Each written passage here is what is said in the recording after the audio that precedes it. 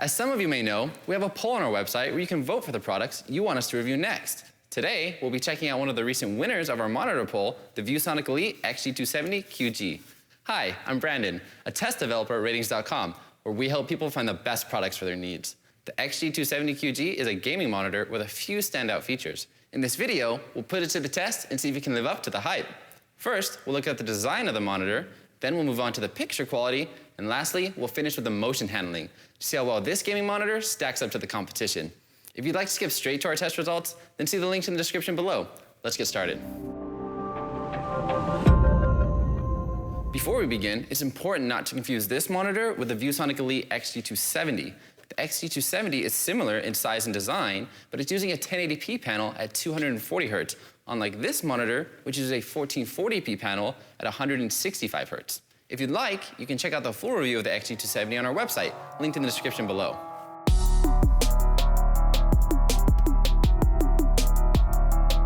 Let's start with the design. The design of the monitor is fairly simple with some aggressive accents scattered throughout. It's matte black all around and has a stylish RGB loop in the center. This should give off some nice bias lighting during those late night gaming sessions. The bezels are quite thin, so it should work well with multi-monitor setups.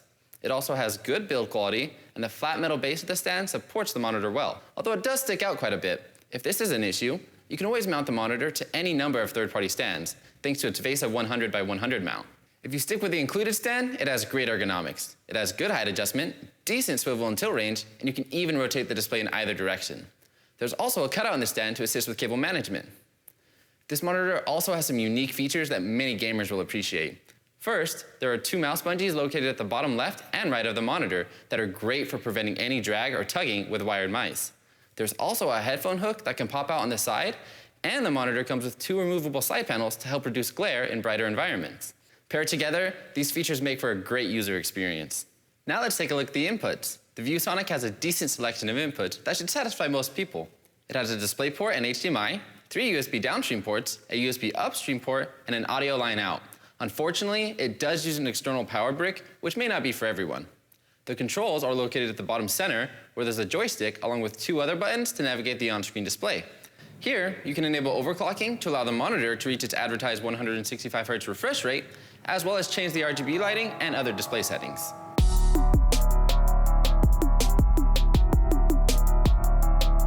Now onto the picture quality. We'll be comparing to currently available monitors, but competing models may change as new monitors are released throughout the year.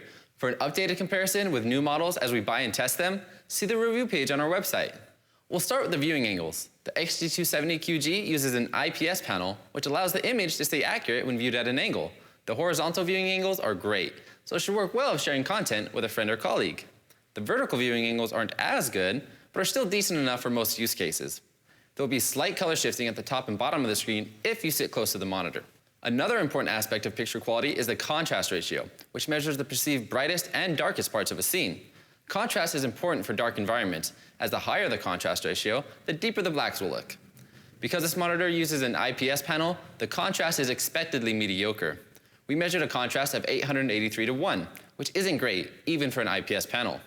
Blacks will appear gray in a dark room, although this won't be as big of an issue in a brighter environment.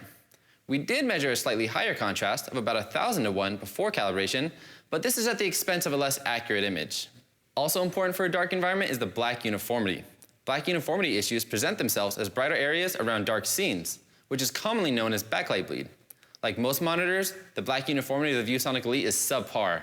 There's visible clouding throughout the screen, and the bottom and top of the panel have flash lighting in certain areas. However, black uniformity may vary between units due to manufacturing tolerances, so yours may be different. Let us know in the comments if you own this monitor and how your black uniformity compares. If you're using this monitor in a well-lit environment, then brightness is an important factor. We measured a peak brightness of around 322 nits, which is good for overcoming glare in most rooms. It doesn't get as bright as other monitors we've tested, but it should still be fine unless you're in a particularly bright environment. Just like with contrast, we measured a higher peak brightness before calibration, where it was about 50 nits brighter, but again, this is at the cost of having a less accurate image. Also important for a brighter environment is the reflection handling, which works to counteract distracting glare from overhead lighting or sunlight. This monitor has great reflection handling, thanks to its matte coating, which does a good job at diffusing the light. Paired with its peak brightness and detachable side panels, this monitor should work well for any well-lit environment. Now let's look at the color accuracy. Unfortunately, as alluded to earlier, our unit had pretty bad color accuracy out of the box. Almost all the colors are oversaturated since there's no sRGB mode available. The Gamut actually does a pretty decent job at following the target curve, but most scenes are still slightly darker than they should be. Luckily, after calibration, the color accuracy is excellent. The colors and white balance are near perfect, as they're now more in line with our sRGB target. So this monitor has a lot of potential, but in our case, it needed to be calibrated first. You can find the ICC profile and calibration settings in our full review on the website, linked in the description below. Do note though, these settings are specific to our unit and should not be copied, as calibration does vary between units. Now onto the color gamut, which is the range of colors a monitor is capable of displaying. The ViewSonic Elite has an outstanding SDR color gamut, thanks in part to its nano IPS panel. It covers the entire sRGB color space and about 85% of the Adobe RGB color space, so colors will look rich and saturated. The monitor doesn't support HDR, so those looking to do HDR gaming will want to look elsewhere.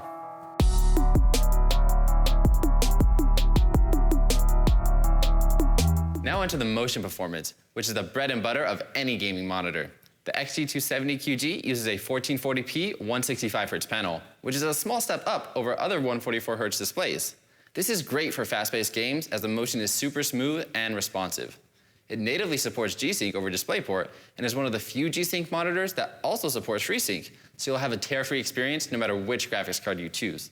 Now let's look at the response time, or the time it takes for a display to change pixels from one color to the next. A slow response time can result in a blurry trail behind fast-moving objects, so it's especially important for gaming monitors to have a fast response time in order to reduce motion blur. The ViewSonic has an excellent response time at the max refresh rate, as you can see in our Pursuit Motion photo of the ratings logo. At 60 Hz, it also has a great response time, although slightly slower and with less overshoot. You can change the response time via an overdrive setting in the OSD, and you can see how each one affects the motion blur in our full review. For this monitor, we recommend setting the overdrive to standard for both max refresh rate and 60 Hz, as other settings introduce too much overshoot. Another great way to reduce motion blur is to enable blackframe insertion, which turns the backlight off between frames. This reduces the motion blur caused by the sample and hold of modern displays, which you can learn more about in our video here. The ViewSonic Elite supports BFI within the range of 85 to 120 Hz, but VRR cannot be enabled while using it. We don't currently measure the performance of BFI, but you can see it in action in our Pursuit Motion photo. Blackframe insertion isn't for everyone, but it's a nice feature to have, especially for gamers. Like most high refresh rate monitors, the ViewSonic Elite has exceptionally low input lag. At 165 Hz, we measured 3.9 milliseconds of input lag, which virtually remains the same with VRR enabled. At 60 Hz, the input lag increases by about 10 milliseconds, but this still shouldn't be noticeable to most people. Gaming on this display will feel fluid and responsive.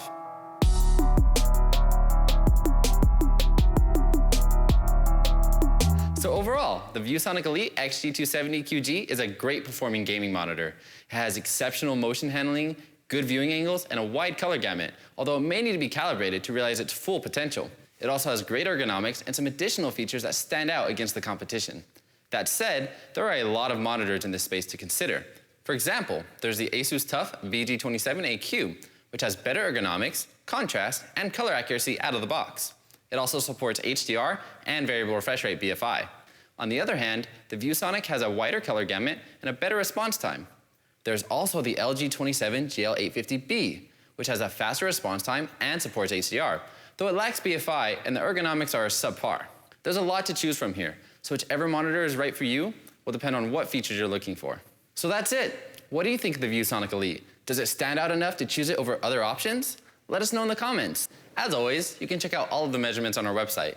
If you like this video, subscribe to our channel or become an insider for access to the latest results first. Also, we're currently hiring in our offices in Montreal for various positions. So if you want to help people find the best products for their needs, have a look at our careers page. Thank you for watching, and see you next time.